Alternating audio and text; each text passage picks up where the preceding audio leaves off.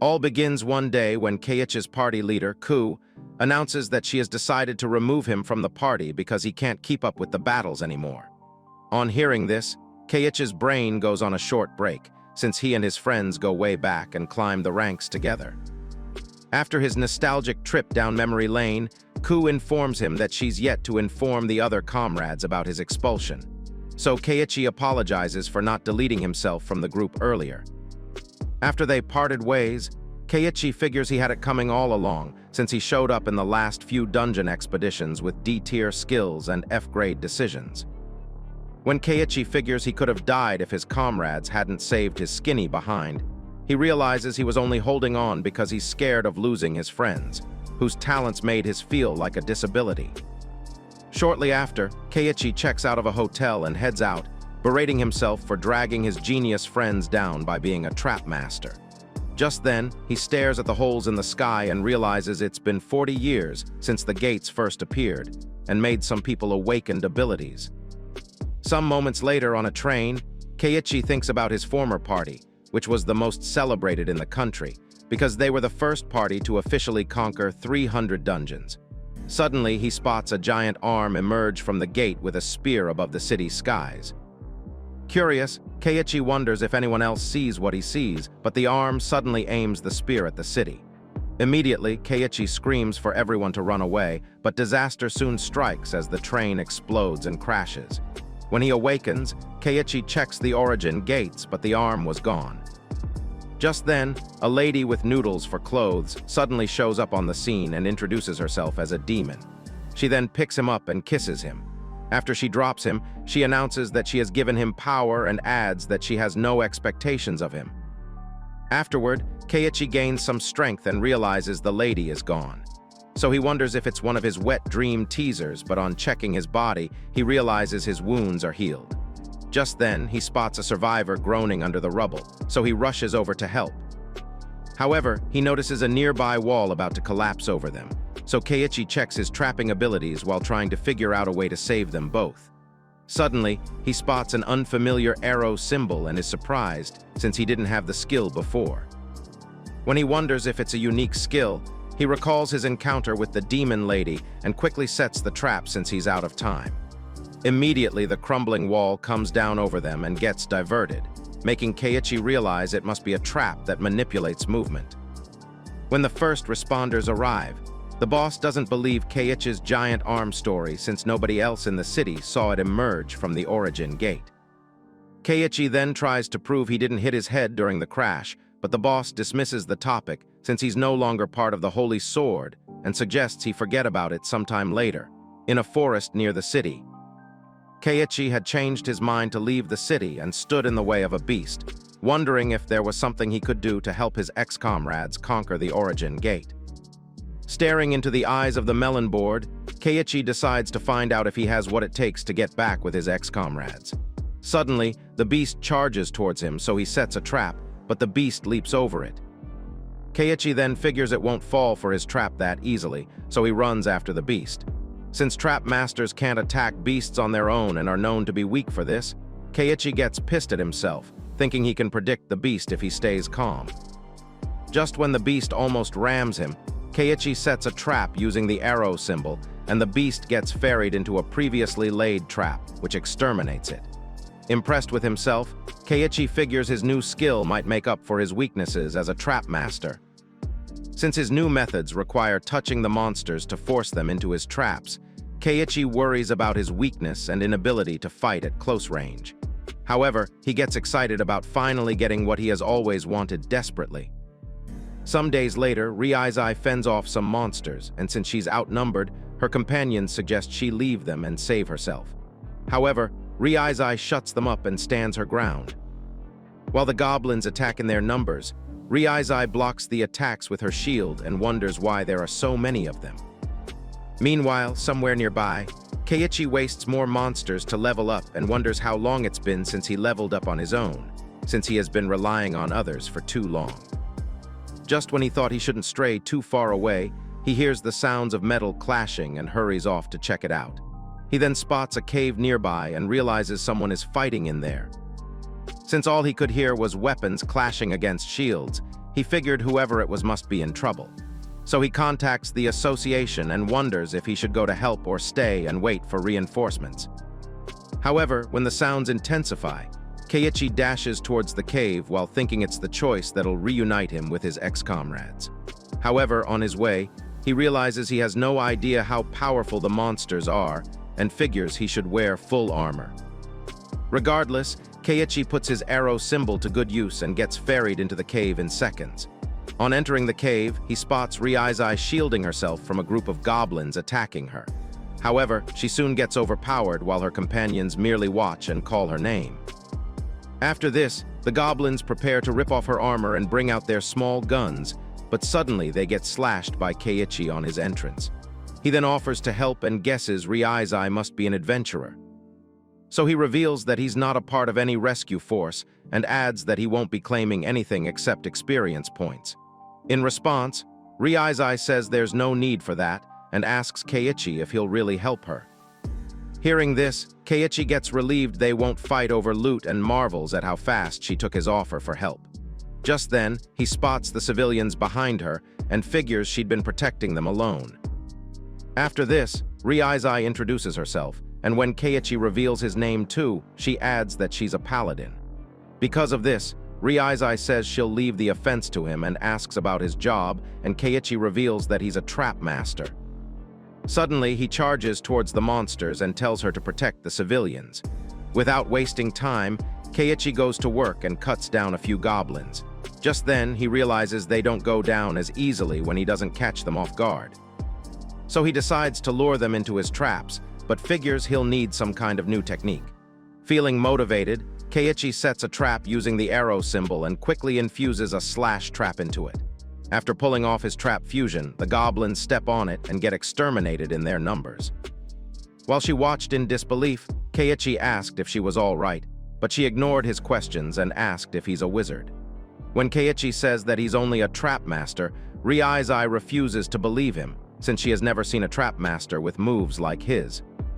So Keiichi explains that he just tried the attack and it worked, while the civilians thank him for saving them. Keiichi then asks if they can run since they need to get out of the cave quickly, but before he finishes, he senses a presence nearby and states that he saw that coming. Curious, Riisai asks if something's wrong, and suddenly they hear a loud stomp in the cave. In response, Keiichi explains that in his experience, fighting a large group of goblins is only the beginning of something bigger. Suddenly, the boss appears, and Keiichi announces that it's a mighty ogre. On sizing it up, Keiichi figures it's clearly stronger than him and wonders if his traps will work. So while Keiichi prepares to attack the giant, Riisai asks if he's got a death wish, but he tells her to get away and challenges the ogre to come at him. Suddenly, the ogre approaches Keiichi with its club and takes a swing at him. However, Keiichi evades the attack and decides to try something different with his newly discovered trap fusion. Immediately, Keiichi fuses 2 arrow symbol traps and drops a sword on them, which then gets launched as projectiles. When the sword hits the ogre on its thighs, it screams in agony and tries to retaliate, but Keiichi escapes again. Since his defense is poor, Keiichi decides to stay out of the ogre's range and pulls out some daggers. Using the same method, Keiichi fires the daggers at the ogre, which then hits it on its thigh. Annoyed by this, the ogres scream and charge towards Keiichi to get back his pound of flesh. Meanwhile, outside the cave, Riisai tells the civilians to get help and show them the way to the cave. After this, she announces that she's heading back to the cave since Keiichi needs her help. Back in the cave, the ogre swiftly attacks Kai, and he figures there's no escape this time, so Keiichi takes the hit and lands on the floor. However, when he spots the ogre charging towards him again, he quickly sets an arrow symbol trap and infuses a fire trap into it. Suddenly, Keiichi becomes a budget fire lord and unleashes hell on the ogre, who then gets toasted by the attack. Coincidentally, Riisai walks in on the barbecue party and marvels at Keiichi's speed and firepower. Sometime later, at a branch of Riisai Adventurer's gear brand, Keiichi marvels at the sight of some sophisticated gear. When he spots some gear that he used in the past and comments on it, Riisai thanks him for his patronage. Just then, Keiichi recalls that her name sounded familiar when he first met her and discovers she's the president's daughter in charge of the branch. A few moments later, Riisai thanks him for his help and reveals that they were surveying for valuables when the monsters showed up. However, Keiichi dismisses this and asks why a branch chief like her was on guard duty. In response, Riisai explains that she had to take the role since she sent her subordinates to a dangerous place. Afterwards, Riisai states that she didn't invite him only to thank him and suggests they talk business. Hearing this, Keiichi wonders what that means, so Riisai asks if he'll sign a sponsorship contract with her. Keiichi then asks if she intends to sponsor him and points out that he wouldn't look good on a poster. However, Riisai explains that he'd got it all wrong and adds that she only plans to support him. When Keiichi asks her why, Riisai challenges him to become the strongest trap master alive and adds that it's an investment that she believes will pay off in the future. On hearing this, Keiichi suddenly figures she must want a top ranker from the Holy Sword, so he confesses that he was expelled from his previous party. When she asks him why, Keiichi states that it's because he was too weak. However, Riisai states that they must be blind while Keiichi passionately tells her not to badmouth them. Surprised by his reaction, Riisai apologizes and says it's not her place to say anything, while Keiichi feels bad, since she was only trying to cheer him up. A few moments later, Riisai states that she doesn't mind his weakness or the fact that he got expelled because he'll grow stronger. Hearing this, Keiichi gets motivated to grow stronger physically and mentally. Afterwards, Keiichi accepts the contract, and after they shake hands, Riisai asks him about his previous party. So, Keiichi reveals that he used to belong to the Holy Sword, surprising Riisai. Meanwhile, somewhere else, Ku sits on the remains of a monster while wondering if Keiichi's doing all right. Sensing this, Kyukuri, another member of the Holy Sword, points out that it's for the best and chips in that they couldn't keep exposing Keiichi to danger out of their selfish interest. Yuko, the third member of the Holy Sword, then agrees with her, and they try to convince Ku not to beat herself up for it. However, Ku says that she didn't deserve forgiveness for cutting off Keiichi's life as an adventurer. After the other ladies poked fun at her for always being serious, Yuko insinuates that she should have proposed to him after firing him to smooth things over. Just when Ku tries to make out an excuse, Kukri chips in that Ku is probably hoping Keiichi will notice how she feels. To make matters worse for Ku, the ladies point out that things will happen and they'll become far apart before she knows it. Just then, Yuko points out that she heard a rumor about some plans to take on the Origin Gate. Ku then confirms that the plan was shared only to the leaders of top parties, and adds that there'll be an election test to decide who's powerful enough to join. Hearing this, Kukri comments that it's very sudden, but Ku explains that it's because there was a mysterious report about the recent train wreck.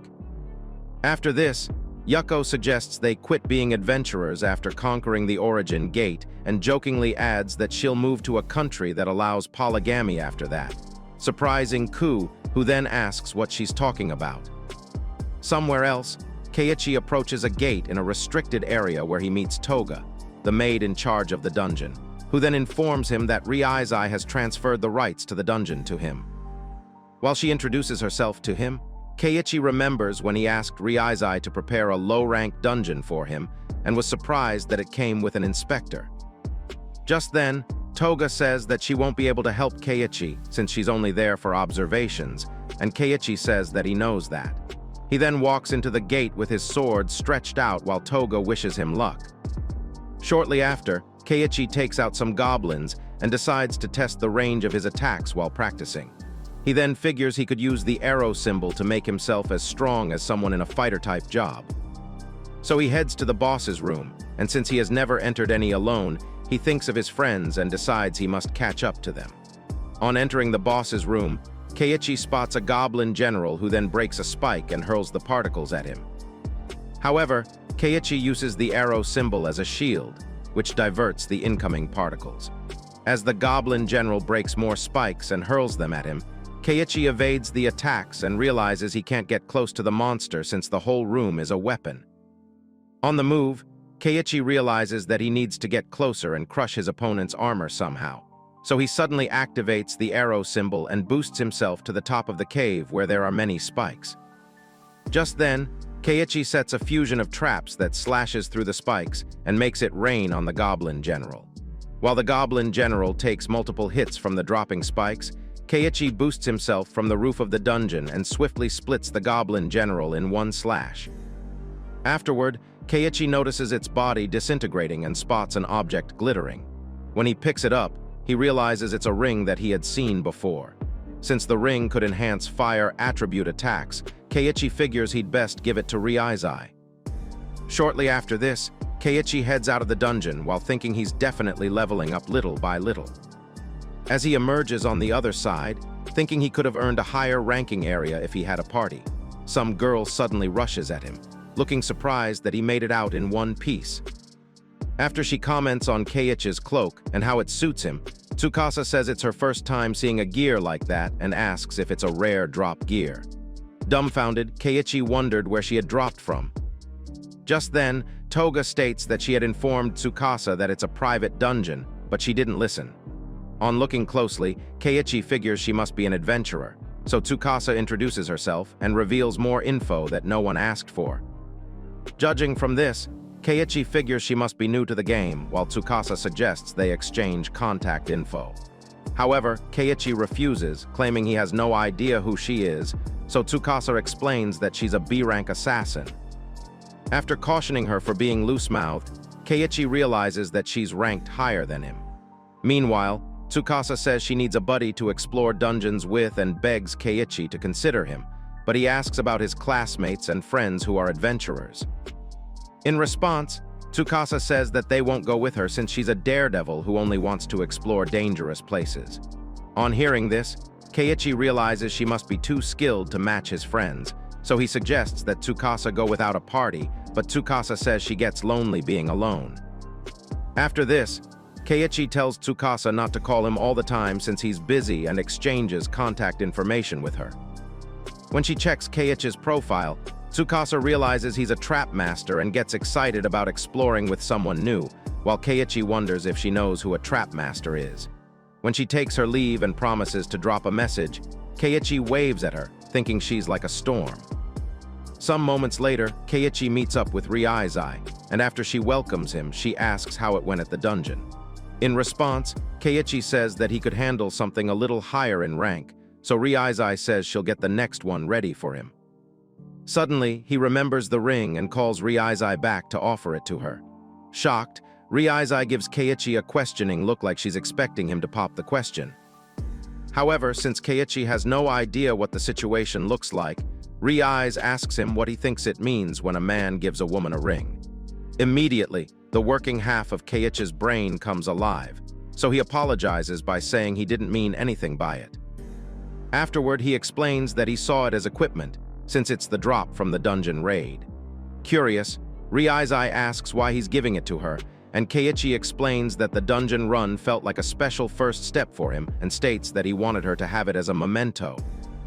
After a brief moment of awkward silence, Riisai comments that his response isn't much different from what it looked like, so she offers her fingers and asks if he wants her to put it on herself, while Keiichi quickly puts the ring on it. Later that day, while cleaning his daggers, Keiichi's phone rings, and on checking it, he realizes it's Tsukasa. So he picks up the call and reminds her why he doesn't give his number to desperate girls. Suddenly, Tsukasa asks if he'd like to form a temporary party with her the next day, since someone he knows is putting together a team. To convince him, Tsukasa chips in that everyone in the party is around his rank. So Keiichi thinks about it and dreads the idea of clearing a dungeon with random people. When Keiichi tells Tsukasa that they'll probably be rejected if they go together, she comments that the team leader was so nice and convinces him that it'll be fine. Afterwards, Keiichi agrees to meet the next day and join if the leader approves him.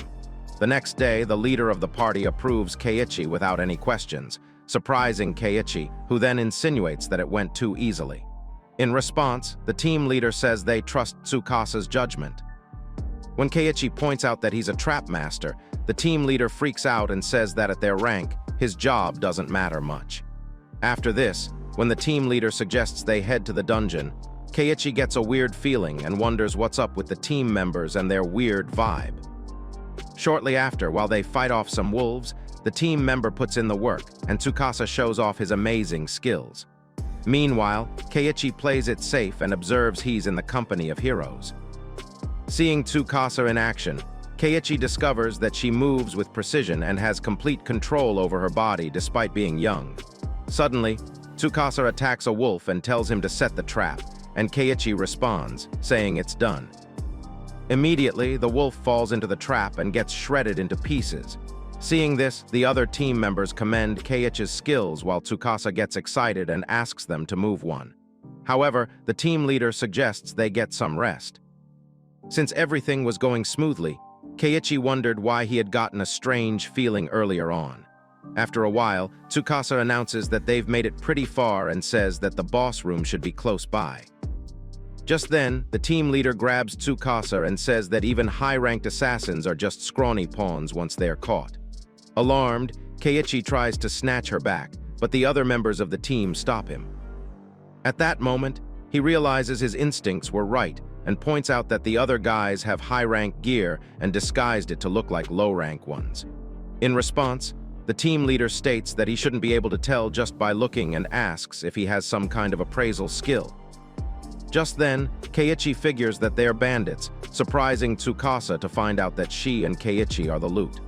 At this point, Keiichi sizes them up and decides they're not C-rank since they have high-rank gear. So Keiichi asks the boss how many people he offed to get his gear, and the bandit's boss responds by saying there's nothing a trap master can do about it. Hearing this, Tsukasa regrets her decision to trust the bandit boss because he's kind, while the bandit's boss laughs hysterically at his folly. He then insinuates that no one would team up with her if she didn't have a rare gear. After this, he adds that he panicked when she said she was bringing someone in, but was relieved to find out it's just a trap master. So, Tsukasa tells Keiichi to run and warn the others, while the bandits insinuate that Keiichi is too weak to get away from them. While they blame her for getting him into trouble, Tsukasa apologizes to Keiichi and says she thought she wouldn't be lonely anymore. With the bandit's spears to his neck, Keiichi apologizes to Tsukasa and announces that he has no intention of running since he can't ignore trash like the bandits. On hearing this, the bandit's boss gets furious and asks Keiichi to repeat himself. When Keiichi calls him ignorable trash, the bandit goes crazy and orders his comrades to exterminate Keiichi. Without wasting time, Keiichi sets a trap using the arrow sigil, and the moment one of the bandits clashes with him, he gets thrown up. As he drops back down, Keiichi sets another fire trap, which then roasts the bandit midair. At the same time, Keiichi approaches the next bandit who was scared to bits and launches an attack with his daggers. Suddenly, the bandit gets hit in the chest with the daggers. While setting his next trap, Keiichi tells the bandit boss that he's just a C-rank hiding behind rare gears. Hearing this, the bandit drops Tsukasa and faces off against Keiichi while dreading what'll happen to him if he touches the arrow sigil. Suddenly, he charges towards Keiichi to attack, but Keiichi blocks his attack and reciprocates with a kick infused with a trap. As a result, the bandit gets thrown a couple of meters away while Keiichi states that he's been in too many fights to leave any opening. When he gets up, the bandit vows to end Keiichi and strip him of all his gear. He then reveals that he took all his gear from people who mocked him and got strong in the process. In response, Keiichi states that it's not his strength, but the bandit insists that only the strong survive. When Keiichi comments that he lost to his weakness of the heart, the bandit tries to stab him with a knife, but Keiichi uses his arrow sigil and slashes through the bandit. Afterwards, Keiichi realizes he isn't very different from the bandit since he grew up hearing the same crap he spoke about. A few moments later, when Tsukasa awakens, Keiichi informs her that he called for backup, and when she gets out of the tent, she spots some medics carrying the injured bandits. Keiichi then comments that the bandit's boss won't die easily because of his gears. Just then, Tsukasa apologizes to Keiichi for getting him in trouble, but Keiichi tells her not to worry about it since he's glad she invited him. He then chips in that their team of 5 is now down to 2 and suggests they call it a day. However, Tsukasa gets moody and says she doesn't want to end the day like that. While Keiichi gets excited knowing her spirit is unbroken, Tsukasa asks if he'll run the dungeon with her. Keiichi then accepts the challenge and they go on exploring the dungeons. Meanwhile, Toga hides nearby, thinking she doesn't need to interfere since they've got it handled, and decides to go file her report. Later, while they hunt down a pack of wolves, Keiichi uses his arrow sigil, making Tsukasa comment on how amazing it is. Keiichi then explains that he kept it hidden just in case and berates himself for not being honest. So, Tsukasa asks if he fell for her since he's showing off, but Keiichi says it's a slip-up. Shortly after, they arrive at the boss's room and Tsukasa runs in feeling excited. However, her excitement was short-lived as she realized the scenery hadn't changed much and pointed out that there was no boss in sight. In response, Keiichi tells her to keep her guard up, and while they stood wondering what to do next, they were attacked by an invisible entity, but luckily, they escaped. Just then, Tsukasa asks Keiichi if he saw what just happened, but since Keiichi had been on alert the whole time, he could tell that it was a wolf-type monster with stealth skills. When he announces that it's a stealth wolf, the wolf howls, and Keiichi explains that it's calling the others. Shortly after, a pack of wolves shows up, and Keiichi berates the wolf for letting its underlings do all the work. After this, Keiichi states that they have to find the stealth wolf and take it out. Suddenly, the wolves come rushing at him, and he quickly sets an arrow sigil and flame trap while Tsukasa takes care of the other wolves. After a while, he notices the wolves keep spawning and wonders if there's a method to locate the stealth wolf. Just then, Keiichi calls Tsukasa and asks if she could hold off the pack alone for 10 seconds. When she agrees to this, Keiichi hurries off and sets his traps in strategic positions while Tsukasa fights faster, pushing herself to the limit. Suddenly, the wolves triggered one of Keiichi's traps and were blown up while Tsukasa barely escaped the explosion. Seeing this, Keiki uses his arrow sigil as a shield, while Tsukasa figures she can focus on tracking the stealth wolf's howl now that the pack is gone. Unknown to her, the stealth wolf appears right behind her, and just as she was making his plans, she suddenly realizes this. Immediately, the wolf attacks while Keiichi comes rushing to help. Fortunately, he catches Tsukasa as they both land on the floor and commends her for holding out. He then announces that they've lost track of the stealth wolf's position. However, he adds that he's got a plan, while Tsukasa thinks of how fun it was fighting alongside Keiichi. Suddenly, she begins to see Keiichi in a different light and zones out, thinking she's discovered what love is. So he asks Keiichi if he would officially team up with him, surprised by her question. Keiichi stalls for a moment and thanks her for the offer. He then tells her to give him some time to think and suggests they handle the stealth wolf first. So Tsukasa asks what the plan is, since they lost sight of the stealth wolf again. In response, Keiichi says he knows where it is and adds that he'll need Tsukasa's help. When he quietly reveals his plan to Tsukasa, she smiles and compliments him for being amazing. After telling her he's counting on her, the stealth wolf comes strolling nearby and steps on a twig, drawing Keiichi's attention. Alarmed by this, Keiichi watches the stealth wolf approach him, but the wolf notices it has been spotted and tries to run away. However, Keiichi sets an arrow symbol trap to amplify Tsukasa's speed, and the moment she steps on it, she gets boosted to go after the stealth wolf. Since the monster is so fast, Keiichi could barely see it, so he let Tsukasa go after it instead since she's an assassin. Fortunately, Tsukasa slashes through the stealth wolf with her twin daggers, and Keiichi runs over to check it out. Just when Tsukasa announces that they did it, a gate appears, symbolizing the end of their raid. Tsukasa then comments that she has never cleared such a high-level gate before and thanks Keiichi for helping her. Afterward, at Riisai's branch, they narrated what happened to Riisai and said she's glad they both made it back in one piece. Just then, Toga walks in to serve them some tea, surprising Keiichi. So Toga says she's overjoyed to see him safe and adds that she doubles as a maid when she's not observing the dungeon. Hearing this, Keiichi recalls that it was weird when he first met her, and she wasn't in an observer's uniform. When Toga asks if he thinks she dresses as a maid for fun, Keiichi says he doesn't and suddenly spots Tsukasa staring blankly at him. So he asks if she's nervous, and she responds, saying she is. After this, Tsukasa asks Keiichi if he gets along with everyone at the branch, and reminds him that he's yet to give an answer to her proposal for him to form a party with her. When Riisai hears this, she asks if they're planning to start a party, and Keiichi apologizes to Tsukasa for making her wait for his response. He then switches into a sullen mood and reveals that he has a party he used to belong to and intends to reunite with them. In addition to this, Keiichi says that he doesn't plan on forming an official party.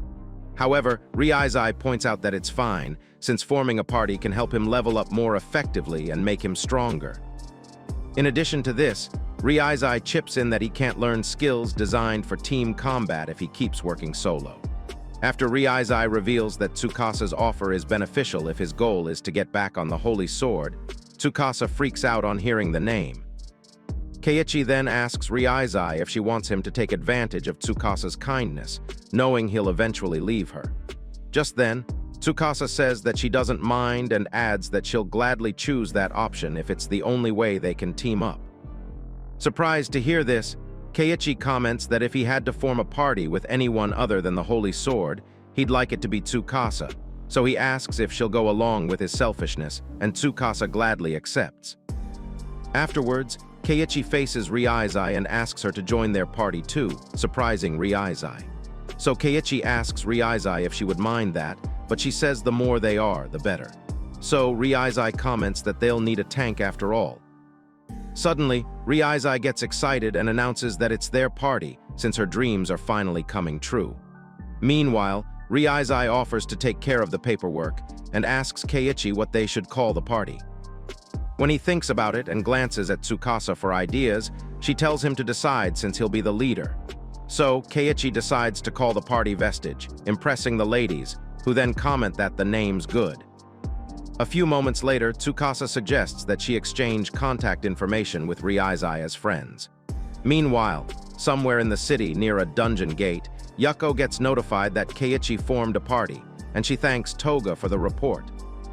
Toga then says she couldn't refuse the request and reveals that she's been spying on Keiichi without Riisai's knowledge. When she adds that Keiichi is an interesting friend, Yuko asks Toga to keep watching him and ends the call. Surprised to find out that Keiichi didn't return home, she figures she's lucky to have found him through connections and thinks of how she likes the adventurous part of him, which makes him cute. Shortly after, Yuko walks into a gate and arrives in a weird environment. However, she's busy thinking about the report about Keiichi not being good enough for the dungeons. Suddenly, some ugly-looking birds try to attack her, but she effortlessly annihilates them with an attack called Hand of the Death God. As she walks in, Yuko decides that they need to finish their adventuring career quickly before Keiichi catches up with them. Just then, Ku calls out to her and asks if the place is safe. In response, Yuko announces that there are no problems and decides to keep what she knows secret, since it could make Ku lose her edge. Sometime later, Tsukasa gets excited as usual and says it's her first time attending an event. In response, Keiichi comments on her dress and Tsukasa asks if it suits her perfectly. While Keiichi gives her a weird look, Tsukasa points out that he seems restless, so Keiichi reveals that he has always been bad with neckties. Just then, Riisai shows up and asks them if they're ready. Shortly after, they arrive at the event venue, and Keiichi comments that it's their first battle as a party. On entering the venue, they spot so many people and wonder if there are always so many parties. Just then, Jessica, the raid organizer, steps on stage, and while she gives her opening speech, Keiichi points out that she's pretty young, while Riisai comments that she's with good prospects. After this, Keiichi states that she's the employer at the time, but Riisai corrects him by saying it's her father. After this, Tsukasa asks if they're going to pay them for the raid, and Keiichi says they will since they're after clearing a high-ranked dungeon. He then further explains that although raid battles have a lot of people, newbies can be smuggled in when surrounded by capable allies, which is why the organizers are paying so much to gather capable adventurers. After this, Keiichi reveals that he asked Riisai if she could have them participate when she went to register their new party.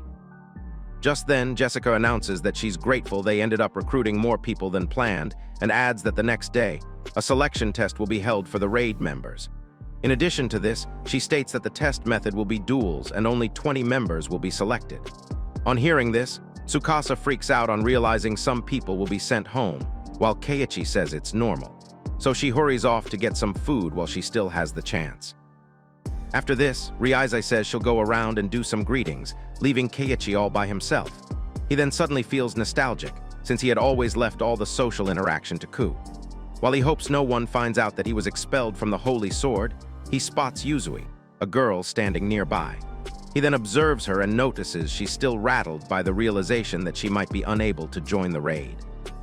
When he figures she must be a student and realizes that Tsukasa isn't the only young person at the event, the girl suddenly panics and knocks a plate off a table, saying she needs to win. Seeing this, Keiichi reaches out to her, but when she swiftly turns to check who it is, their skulls clash, leaving them both with a headache and swollen heads. After this, Yuzui apologizes to Keiki, who then asks why she got so worked up. In response, Yuzui reveals that she's a wizard who needs to join the raid and adds that she's bad at duels.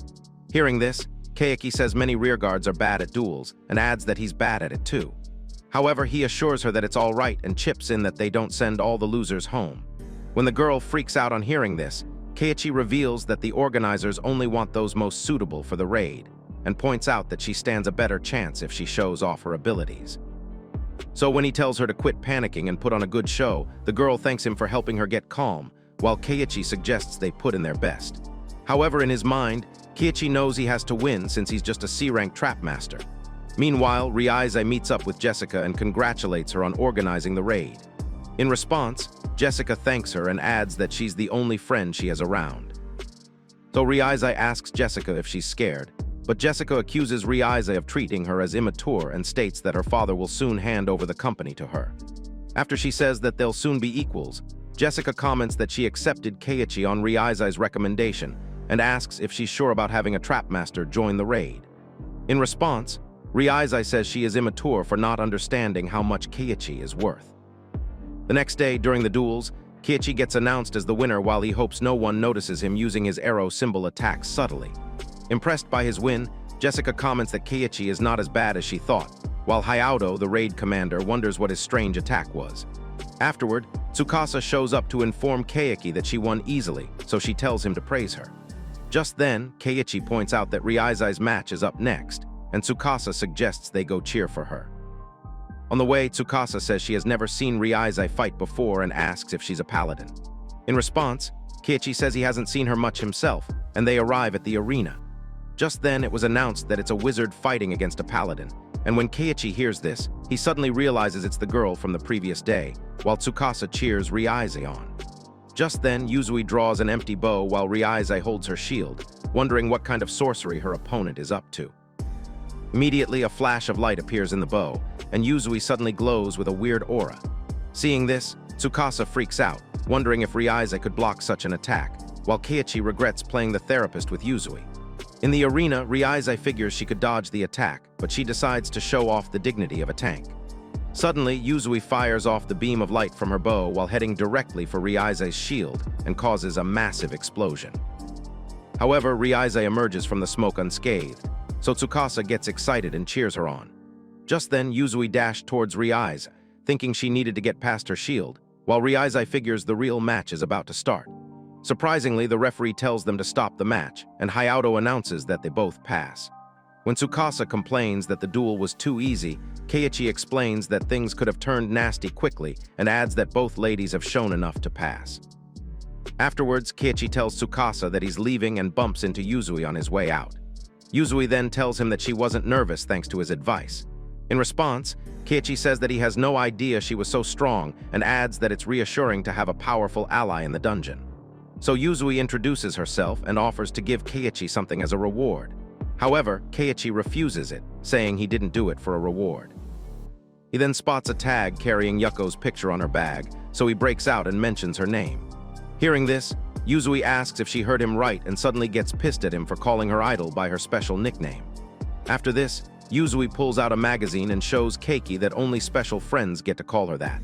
While she schools him on proper fan etiquette, Keiichi looks like he just got a life sentence for jaywalking. When it occurs to him that Yuzui is a die-hard fan of Yuko and the Holy Sword, he flashes back to the moment Tsukasa found out he used to be in the party and realizes no one knows him.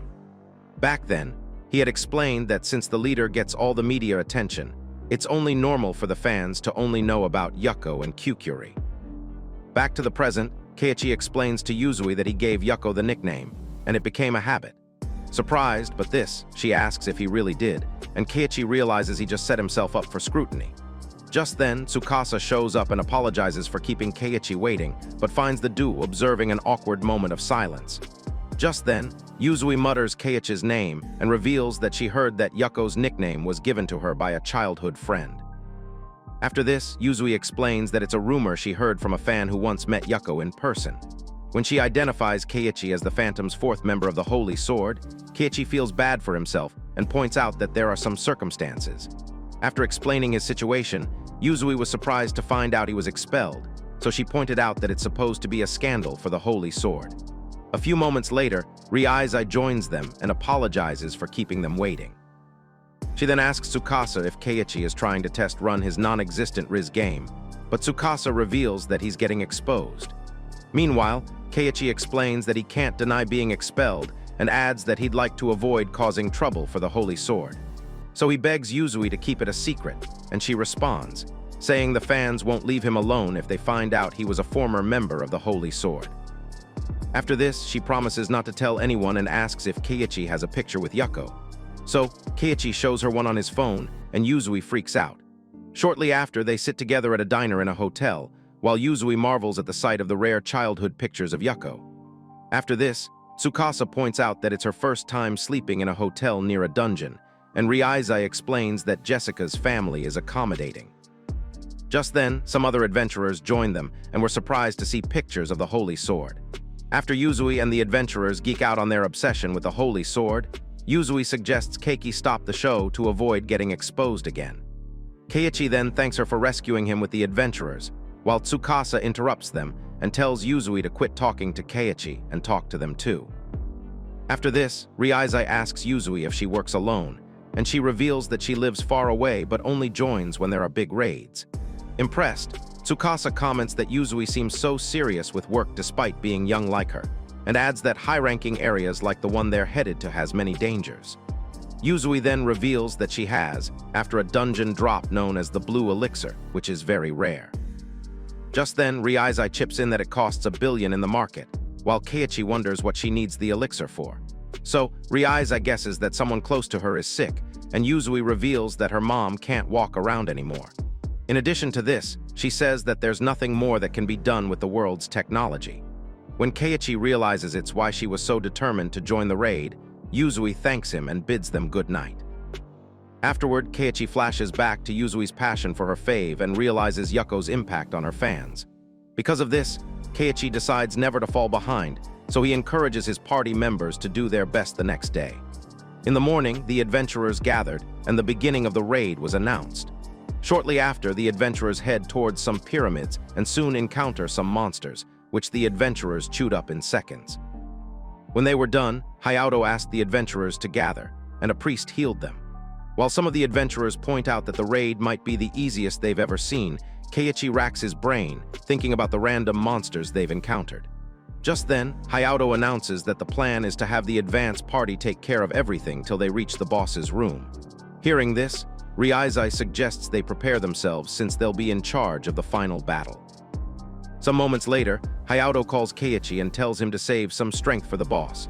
However, Keiichi says he's not in the main group, but Hayato reminds him that he's strong and states that adventurers hide their trump cards. Keiichi then requests that Hayato deploy the tanks of the main group first when they enter the boss room.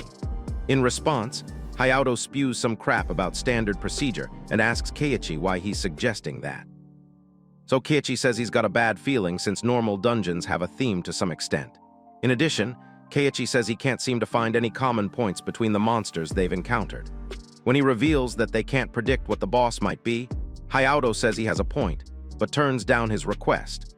When Hayato reveals that Jessica is on the team and states that he'd like to keep the tanks to protect her, Keiichi realizes the commander prioritizes the safety of the employer. So while he keeps looking for clues, someone announces that they've found the boss's room. Shortly after, they enter the boss's room, and Tsukasa points out that it's scary. Hayato then tells the adventurers to be careful since they don't know where the boss is. Just then, one of the adventurers looked up and spotted a giant mantis and called the others' attention to it. Immediately, Mantis takes a jab at the whistleblower, and Keiichi screams for him to dodge. However, the mantis sickle slices through his shield and cuts him in half, spilling his guts all over the place while the other adventurers watch in horror. Seeing this, Keiichi beats himself up for not seeing it coming while the other adventurers freak out. Just when Hayato was about to call the retreat, the mantis seals up the exit and starts attacking again. While Hayato commands everyone to get back, Keiichi calls out to Riisai and tells her to step forward. Surprised, Hayato asks Keiichi what he's up to, and he reveals that the death mantis attacks only nearby opponents and random opponents if no one's close to it. Since they don't have enough tanks to defend everyone, Keiichi states that many will die if they don't act. Suddenly, some smaller mantises show up, and an adventurer with a shield tells everyone to get behind him. Meanwhile, Keiichi thinks of a new strategy since his previous one went out the door the moment one tank got exterminated. Suddenly, he decides to take care of one side of the mantis's sickle and tells Riisai that he can't guarantee that her shield can withstand the sickle attacks. After this, Keiichi asks Riisai if she'll come anyway, and she agrees to follow his lead. However, Jessica stops her with teary eyes and tells her not to go, but Riisai says she must act and dashes off with Keiichi. Just then, Keiichi and Riisai face off against the death mantis and block the attacks from its sickles. While Riisai discovers the mantis' strength from behind her shield, Keiichi figures he's done for if he doesn't redirect the attacks with the arrow symbol. While the other adventurers watch them fight, they get motivated, and someone suggests that the long-range attackers support them. While this goes on, Hayato commands the healers to get to work while Tsukasa tosses a hook on the mantis and gets yanked off the floor while saying she'll distract the mantis for one attack. Just as Riisai gets swirled around in circles, the other adventurers commend her bravery, but when she suddenly gets slammed to the floor, the mantis aims for her head. However, Yuzui dashes in to rescue her and asks if she's alright. When Tsukasa asks if she just used stealth, Keiichi overhears and figures it is an assassin-type skill, which most wizards don't have. He then calls out to Yuzui and says that he'll stop the mantis' arms for a moment. He then tells Yuzui to get into the mantis's shell and fire a spell from the inside. While the other adventurers freak out at the crazy idea, Yuzui gets ready and says she trusts Keiichi. Suddenly, she teleports using her stealth skill while Keiichi and other adventurers fight to stop the arms of the mantis. After this, Keiichi amplifies his arrow symbol and uses it to keep the mantis's arm down, while Yuzui draws her bow from inside the mantis's shell. When she fires off the beam of light, the death mantis loses an arm in a massive explosion while Yuzui falls to the ground. Seeing this, the other adventurers freak out and get more motivated, so they decide to crush the other arm of the death mantis. Meanwhile, Riisai had taken so many hits on her shield, which was a few more blows from shattering. A few seconds later, Riisai's shield crumbles and the one-armed mantis aims to crush her. Suddenly, Keiichi uses his arrow symbol but realizes he's at his limit, and Tsukasa was injured from her fall, so the mantis lands a hit. However, when the smoke cleared, Jessica had blocked the hit with a blast from her staff. Suddenly, she fires off a few more blasts, which deflect the attack of the mantis's sickle. Suddenly, the other adventurers see a chance, and one of them suddenly pulls a shadow stitch attack to immobilize the mantis and warns that it'll only hold for a moment. Just then, Yuzui draws her bow, hoping her mana will be enough. Just then, she fires off another beam of light and blasts off the other arm of the mantis. When it falls off, the adventurers gang up and open fire on the mantis. At the same time, Keiichi rushes towards Riisai and asks if she's alright, while Riisai thanks Jessica. After the other adventurers dealt with the mantis, it collapsed, and they wondered if they had defeated it. Suddenly, the young mantises show up and devour the remains of the giant mantis, freaking out the adventurers. Just when Keiki notices the mantises turning into adults, Hayato orders the adventurers to keep fighting since the mantises are not growing that fast. So the adventurers charge against the mantises, even though most of them are exhausted. Yuzui then asks Keiichi if he's out of mana too, and Keiichi responds, saying he can't make a single trap more. So she shares what's left of her mana with him and says she's counting on him to launch one final attack.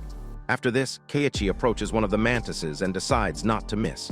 So he leaps high, and when he stabs the mantis's head, they all suddenly vanish, surprising the adventurers, who then wonder where the mantises went. Suddenly, the gate appears, and the adventurers celebrate their win. When they made it out of the dungeon, they paid their last respects to the adventurer who died. Just then, one of the adventurers appreciates Keiichi's presence, but he responds, saying he's the only one who knew the monster and blames himself for not figuring it out earlier. While he beats himself up, the adventurer states that everyone did what they could. Despite this, Keiichi compares himself to his friends in the Holy Sword and assumes none of them would have put their party members in so much danger. Just when Keiichi thinks he's still weak and wonders what he should do to catch up to his friends, he spots a familiar symbol and follows it. Shortly after, the symbol leads him to Kyukuri, surprising him. Kyukuri then says he must be having some trouble with something and suggests they talk in the bush. Afterwards, she asks if someone died, and since Keiichi keeps quiet, Kyukuri says the feeling never gets old. When she asks Keiichi if he feels well, Keiichi realizes he hasn't seen her since the day he got expelled. So he apologizes for leaving without saying goodbye, but Kyukuri says that she doesn't have much time and reveals that their first attempt on the Origin Gate will be made soon, surprising Keiichi. When she adds that there will be a selection test, which is strictly for A-rank parties. Kyukuri then tells Keiichi to hurry if he wants to get on and announces that she needs to sneak back before she gets found. Keiichi calls her and asks why she told him. In response, Kyukuri says that she wanted him to stay safe, but was incredibly happy when she heard he was working hard. Just then, Keiichi apologized to Kyukuri for not meeting her since he was scared to face her. He then promises to quit running and get strong enough to stand by her side. Just then, Kyukuri pointed out that he seemed cheered up and added that she looked forward to it. Meanwhile, the Noodles goddess enjoys watching the scene and says she likes youngsters who don't know when to give up. She then prepares to cook something new. After 2 days of straight napping, Keiichi awakens and heads out to greet Riisai, who then asks if he's feeling better. In response, he thanks her and says he wonders why healing magic makes him tired. Riisai then says that adventurers often say that. Just then, Toga chips in that Riisai was also tired after the expedition, but Riisai says she won't show weakness so easily. Afterwards, Keiichi says he'd like to talk to Riisai about something and adds that he'd like Tsukasa to join too. When he comments that he's unsure if he's awake, Toga says she heard it's Tsukasa's first time experiencing someone dying on her team. Riisai then says it's unavoidable in their line of business. Some moments later, they visit Tsukasa, and she thanks them for visiting his hometown. Curious, Keiichi asks Tsukasa how he feels and advises him not to push herself too hard. In response, Tsukasa says she's fine and thanks Keiichi. Afterward, when Keiichi tells them about the Origin Gate expedition, Tsukasa says she thought it was something for the textbooks. However, Riisai explains that no one has ever considered going into the Origin Gate until the Holy Sword appeared. In addition, Keiichi reveals that conquering the Origin Gate has always been the dream of the Holy Swords and expresses his intention to be by their side when it happens. Sensing Keiichi's sadness, Tsukasa asks if they could fulfill his wish by getting selected. After a brief silence, Keiichi explains that if they get selected, they'll all have to go into the Origin Gate, and adds that it'll be more dangerous than anything they've faced. After reminding them of how the last expedition went down, Keiichi asks if they want to continue on the path and chips, in that their responses will determine whether the party gets disbanded or not. Just then, Tsukasa says she'll go since she intends to see much of the world of adventurers with Keiichi, and Riisai says it'll be an opportunity for her family since it could go down in history. She then says that she saw something in Keiichi when she bought him, and adds that it's a gamble worth taking. So Keiichi thanks them and promises not to let anyone die, even though it's dangerous.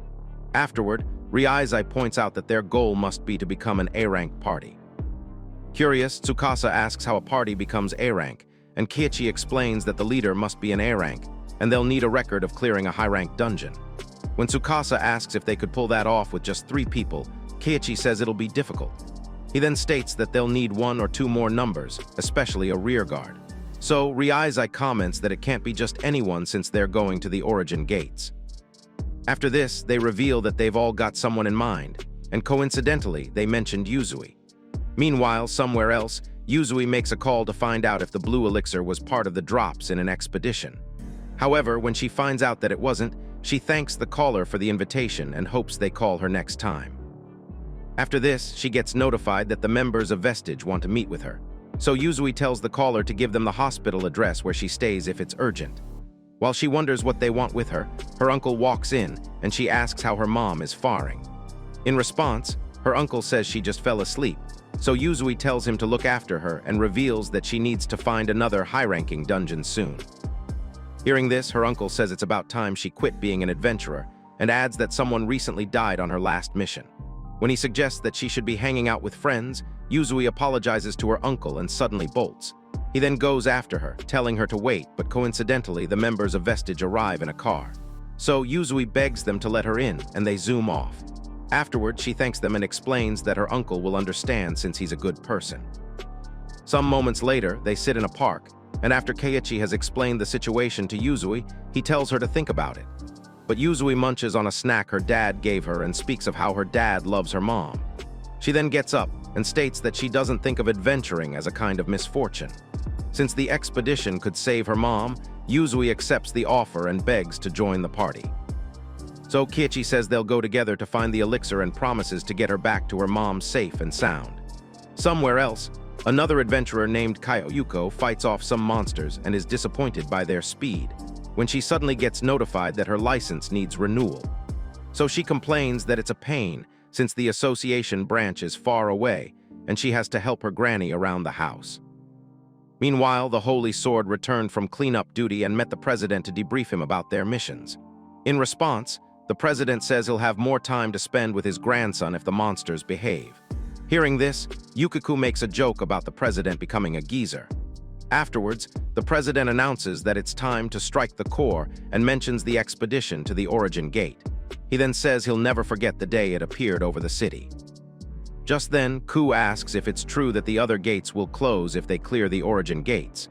In response, the president says it's just a hypothesis and adds that he's having them take a gamble with no guarantee that it'll pay off. So, when Ku says they'll do anything as long as it helps people, the president thanks them and offers to support them.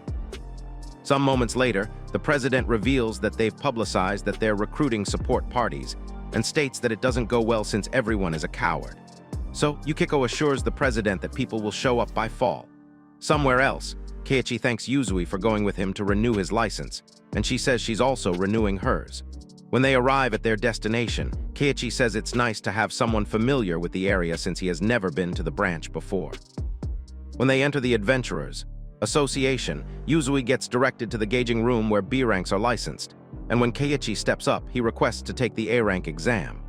Surprised, the receptionist points out that there's never been an A rank trapmaster before. So she checks his details and figures he's hit the recommended level. She then asks if he has used an arena for high-ranked duels before. When Keiichi confirms this, he was directed to the room and was informed that he'll need 3 victories in a row to skip the A rank. Since he could only enter the room once a day, Keiichi figures he'll have to visit the association for 3 days. On entering the room, Keiichi figures his opponent will likely be a full-fledged A-ranker or someone else taking the exam, so he decides to give it his best. Meanwhile, Kyoyuko shows up for her license renewal and decides to just win and go home. She then discovers that her opponent is a trap master and is surprised. At the same time, Keiichi figures there are only 5 S-rank people in the country and discovers he'll be sparring with a fencer. Since fencers' strength is focused on their speed, Keiichi realizes he might be tricky to land an attack on her. When they meet in the arena and get ready for sparring, Kyoyuko thinks she has fought many trap masters, but they've never shown up at the A-rank exams. She then dismisses the thought and decides to avoid his traps.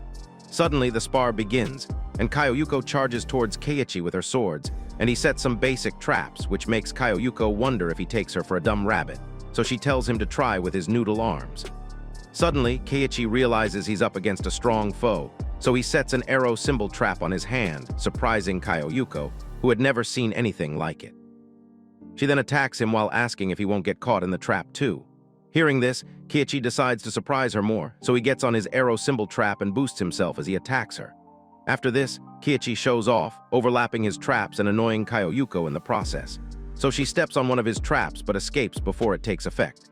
When Keiichi sees her escaping his traps, he marvels at this and thinks it's insane, even for a fencer.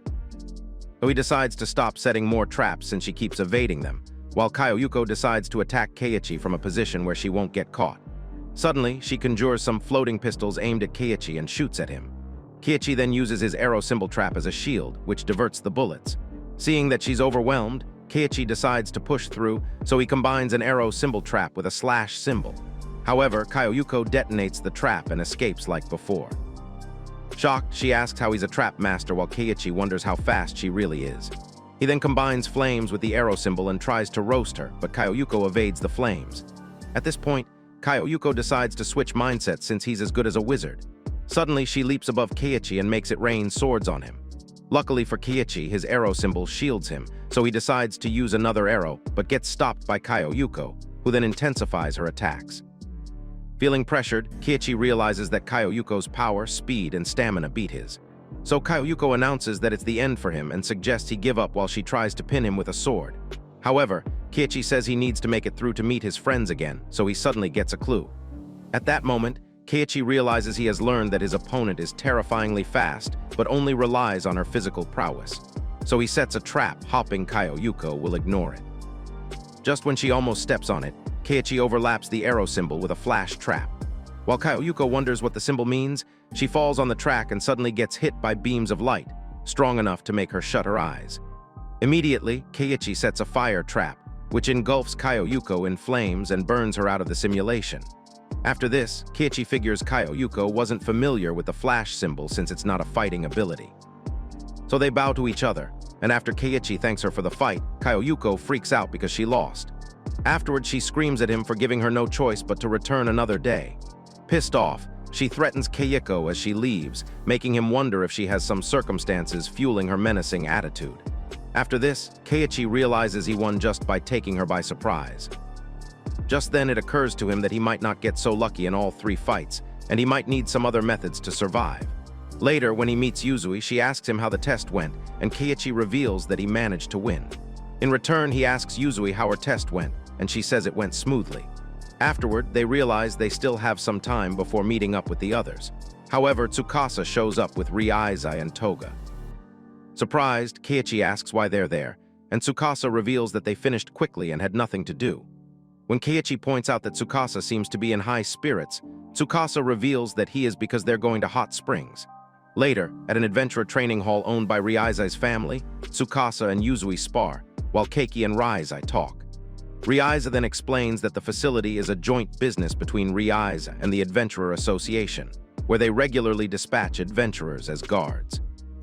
Just then, Keiichi announces that it's time to change, and Yuzui complains of being on defense after her stealth ran out. So Keiichi gets in the training area, and Tsukasa says he'll beat him up too. So while they spar, Yuzui asks Riisai about the guards she spoke about and asks if there's anything unusual about it. In response, Riisai explains that dungeons appear and can be cleared at the dispatched adventurer's discretion. Curious, Yuzui asks if she plans to speedrun it, and Riisai reveals that she wants to guarantee the safety of the hot spring town as soon as possible. Hearing this, Yuzui guesses it's a good deal for adventurers too, since they get to go to dungeons as soon as possible. Suddenly, when Tsukasa lands on the floor and howls, he requests a rematch with a handicap, but Riisai gets her shield and says she's next. So Tsukasa asks her if she'll get the guard deals for them alone, and Riisai says they can all start by going together when the week ends. Excited, Tsukasa asks if they can bathe in the hot springs and celebrates in advance. After this, Toga requests the keys to the rental car and says she'll return the car for him, so he thanks her. When they head out with their luggage, Riisai asks why they're not driving, and Keiki says he wanted to see what the public transport looks like. Meanwhile, Kaioyuko walks along the same path and detests the presence of other people because of her bad mood. Suddenly, she bumps into Keiichi, and when he apologizes, she gives him a hateful look. Surprised to see each other, they exclaim. Coincidentally, they take the same bus, and on the bus, Keiichi could tell that Kaioyuko was staring at him. While he feels awkward about this, Kaioyuko wonders why he's moving with his party and why they're all ladies. However, when Tsukasa calls Keiichi to ask if he wants a snack, Kaioyuko wonders if they're just siblings who don't look alike. Suddenly, she gets an idea that he's a lolicon and gets disgusted at the idea. Despite sensing Kaioyuko's increasing bloodlust, Keiichi asks Riisai if she met with Jessica. In response, Riisai narrates that Jessica was doing better than she feared. So Keiichi says that he hopes she becomes a great adventurer.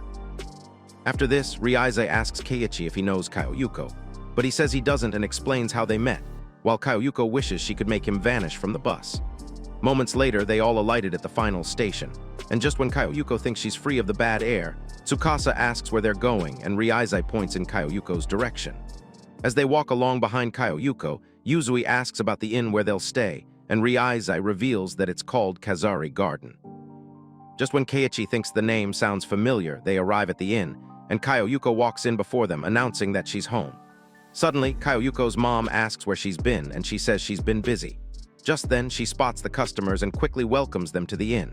Afterwards, Kaioyuko's mom calls her and tells her to show the customers around, but she sulks when she gets handed an apron. A few moments later, Kaioyuko wears the apron and announces that she'll be showing them to their rooms. Meanwhile, Kaioyuko wonders why she has to show an idiot and his friends around. But since she had no choice, she shows them the bathrooms and the fire exit, which she insists can only be used in emergencies. After showing them the bedrooms, Tsukasa grabs Keiichi and Pisisika's room for them, leaving Kaioyuko horrified by the idea that he was into small girls. While they entered their rooms, Kaioyuko ranted in her mind and called Keiichi a man of culture. After this, she asks Keiichi if there's something he'd like to know, so Keiichi asks if there's anywhere with a nice view around. Just then, Kaioyuko gave him a savage response, surprising Tsukasa, who then asked if he had done something wrong to the lady. In response, Keiichi reveals that she's just pained for losing to him in a spar. Impressed, Tsukasa asks Kaioyuko if she's an A-rank adventurer and asks if they could be friends. Kaioyuko then responds by saying she doesn't make friends with weaklings. Offended by this, Tsukasa says she won't be making any friends like that, but Kaioyuko says she doesn't care. When she adds that she'll soon leave the town for Tokyo, Keiichi figures she's quite talented, while Tsukasa tells her to get on with it if she can find her way out of the countryside. However, Kaioyuko reveals that she's got circumstances and calls Tsukasa an ignorant girl. In retaliation, Tsukasa says she talks big for someone who lost to the trap master. Hearing this, Kaioyuko says she'd win if they had a rematch and comments that his arrow skill is bizarre. When she adds that he should get investigated, the other members of Vestige think about her comments. After this, Kaioyuko announces her departure and tells them to enjoy their stay. While Keiichi watches her leave and thinks about her comments, Kaioyuko suddenly turns and gives him the right direction to a bridge where he could get a nice view. Some moments later, while the ladies had a bath in the hot springs, Yuzui says that she's surprised that an A-ranker would think Keiichi's skill is special. In response, Riisai says that new skills get discovered all the time. When Yuzui agrees with her, she asks Riisai why Keiichi was kicked out of the Holy Sword. Riisai then explains that Keiichi said he just wasn't powerful enough, but adds that she thinks that's not the case. When Yuzui chips in that it's difficult to ask Keiichi, Riisai agrees with her and explains that there might have been some circumstances. After this, Riisai points out that Keiki might gradually start thinking of them as his real party. Meanwhile, in some other spring, Keiichi spills out and figures he'll have to tell his party members everything about what he saw and how he received the arrow symbol. Later, he looks for a phone charger at the inn but couldn't find any, so he decides to check the reception while he walks along the hall, wondering if anyone's awake. He finds a room open, and when he gets closer, he hears Kaioyuko's grandmother scolding her for lying and going to a dungeon again. In her defense, Kaioyuko says it's not a dungeon, and when her mom tries to get the truth out of her, Kaioyuko says it doesn't matter what she says. So her mom asks if she's done with her studies, but Kaioyuko says she doesn't care as long as she graduates. While Keiichi eavesdrops, Kaioyuko's mom asks if she's still thinking of going to Tokyo and tells her she won't allow it. After this, Kaioyuko's mom begs her to be anything but an adventurer, but Kaioyuko freaks out, saying she doesn't get to decide since it's her life. Hearing this, Keiichi gets some bad memories since people didn't want him to become an adventurer either, since it's not a well-regarded job. While he thinks of how hard Kaioyuko must have worked, Keiichi figures he had the Holy Sword, but she's all alone. Just then, Kaioyuko's mom begs her to stop putting herself in danger for the sake of the inn, but Kaioyuko says she can get someone else to be her daughter if the inn is so important to her. Suddenly, Keiichi's mom slaps her face, leaving a mark on her cheek. So Kaioyuko gets furious and says she hopes the inn goes bankrupt. She then bumps into Keiichi while heading out angrily and gives him a deadly stare. Shortly after, while she stands alone on a balcony, Keiichi shows up and she asks if he has come to make fun of her. In response, Keiichi says he showed up to cheer her up. Curious, Kaioyuko asks why he'd do that, and Keiichi says it's because he feels he should. When Kaioyuko says that she has heard about him being part of the hired guard adventurers, Keiichi asks why she wants to be an adventurer. Kaioyuko then responds, saying it's because she's good at it. Afterwards, she adds that it's always been her dream to be in a place where she'll shine the best and states that she feels like she can catch up to the top adventurers in the city. To prove her determination, she says she'll beat the Holy Sword one day and comments that it's okay if Keiichi doesn't believe her, since she's used to being alone. With teary eyes, Kaioyuko states that she believes in herself and won't give up even if she never gets a chance. After some moments of silence, Keiichi says that he doesn't think her mom doesn't believe in her, but Kaioyuko says he knows nothing since they just met. Suddenly, a gate opens up nearby, and they freak out on sensing the mana emanating from it. So Keiichi and Kyoyuko gear up and hurry towards the gate. Just then, Kyoyuko asks if it was just created, but Keiichi tells her to wait since something feels strange about it. An emoji look-alike monster then emerges from the gates, followed by other ridiculously looking monsters, so Keiichi announces that it's a stampede dungeon. Do you think Keiichi has what it takes to get back into the Holy Sword? Let's know what you think in the comments. If you want more videos like this, comment and subscribe to the channel. Thanks for watching.